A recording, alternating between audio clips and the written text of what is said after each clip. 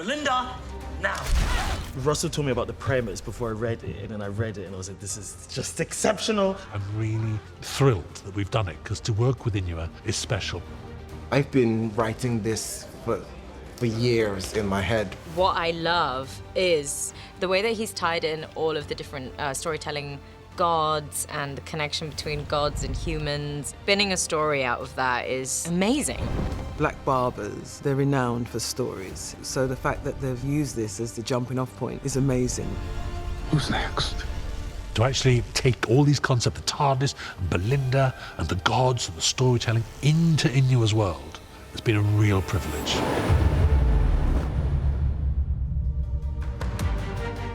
Inua, the great joy of working with Inua Ellams.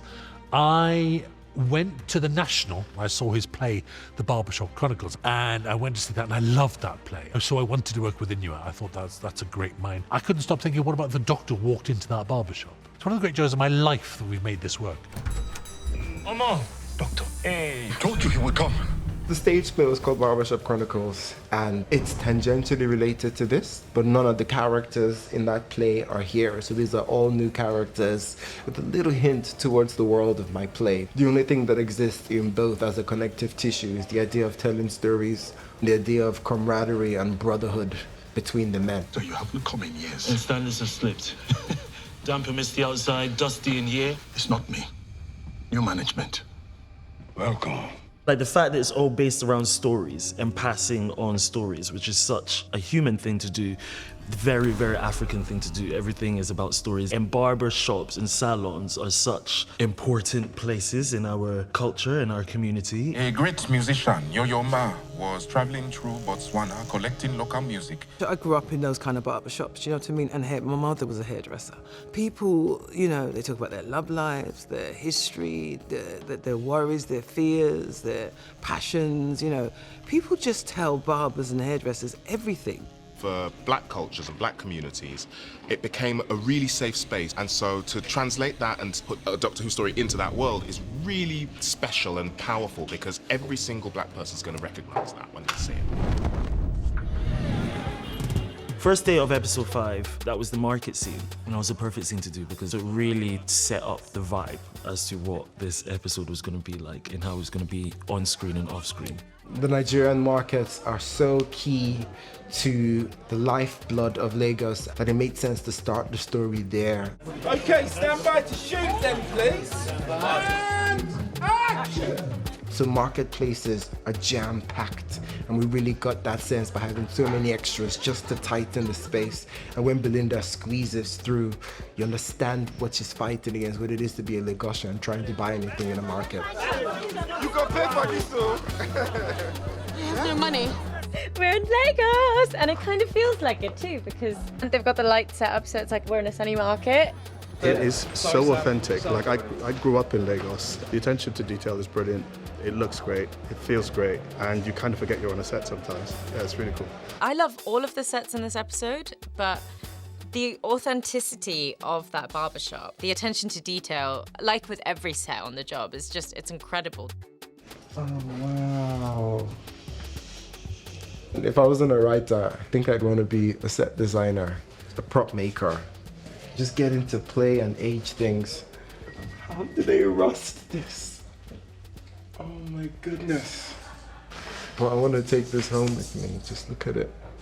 So we had our episode 5 set, was a composite set of Lagos over 2 stages. So in one stage, you had the entrance to the market, you walked all the way around the market, then you had the exterior of the barbershop, then you went out the back of the barbershop and you went to a different stage and you had the long corridor then that led us into the engine room. The most complex thing in that set was the tree in the brain. Personally, it just felt something very hard to get your head around. It had a lot of love given to it by Faye, the art director, Lux, who drew it up, and Barry and the team who made it. Get away from my heart. Got it.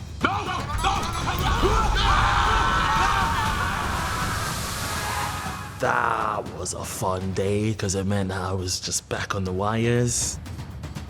It's funny, it's sort of, as you get put into the harness, as you sort of start flying, the feeling just sort of comes, so you don't really need to act. Okay, standing by. Air on. 3, 2, 1, action! On the day, we had these wires that were attached to harnesses that were underneath our costumes, and at the right moment it was called action, and all we had to do is do exactly what we'd rehearsed, and we allowed the wire operators to lift us up. It was quite challenging for them because they had to have good core muscles, but they were very forthcoming and allowed us to kind of do it over and over again. And I think it looks great. Whilst it brought some challenges, it wasn't as complex as I thought it was going to be. But maybe that's because the people that were helping us do it were so experienced that they made it look quite easy. That felt good. That felt good. I am sorry that I couldn't take you with me.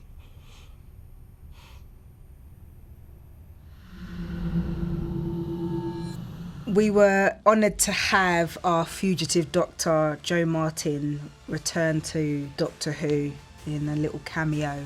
And pause again, thank you. Swap doctors, we swap shoulders, please. Any camera?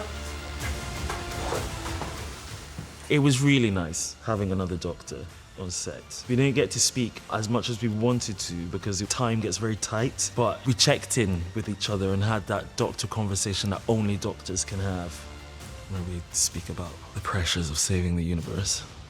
We've got a story that's set in Lagos that's kind of honouring the ethnicity of our Doctor. So actually it felt like Jo Martin was missing. It's just time to acknowledge her and just time to say she still exists. It's also time to say that mythology still exists in a very mythological episode about lives of these men and the lives of the barber over these hundreds of years. You needed to look at the Doctor's life and you needed to acknowledge that. So just a moment. And she's so delighted to come to Cardiff and do it. So it's an honour. And frankly, darling, I was busy in a different story. It might be finished one day. John, let me out. Tell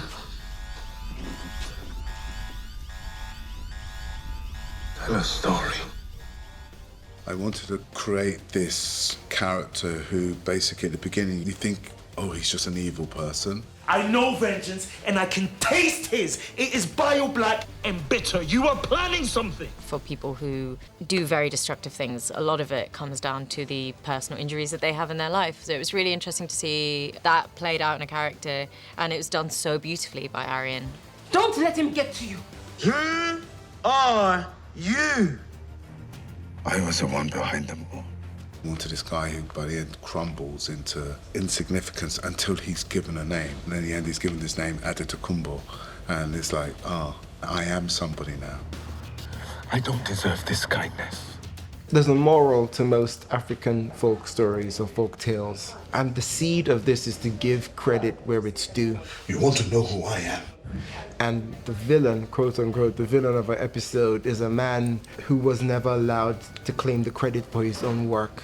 And that powers him. It's a story of fatherhood, about brotherhood, about an immigrant, about finding safe spaces, about stories, what they mean, who gets to tell them, and the connective tissue between that and primal humanity. Thank you, Doctor. I will be back for a haircut. And for that 6-word story. Good luck.